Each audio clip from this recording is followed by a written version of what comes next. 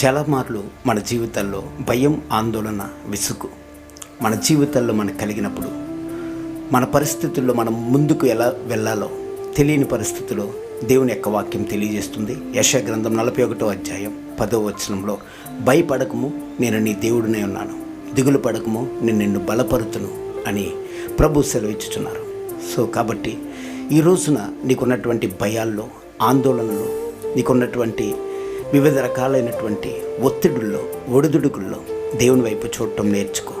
ఎందుకనంటే ఆయన వైపు చూచిన వారికి వెలుగు కలుగును అని వాక్యం తెలియజేస్తుంది. నీ ఉన్న ప్రతి పరిస్థితిని మార్చగలిగిన వాడు ప్రభువైన యేసుక్రీస్తు వారు. ఆయన నమ్మిన వారు, ఆయన ఎన్నడూ కూడా ఆయన నమ్మిన వారిని సిగ్గుపరచడు అని వాక్యం తెలియజేస్తుంది.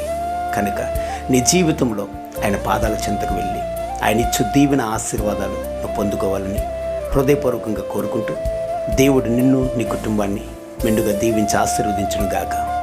ఆమేన్. God bless.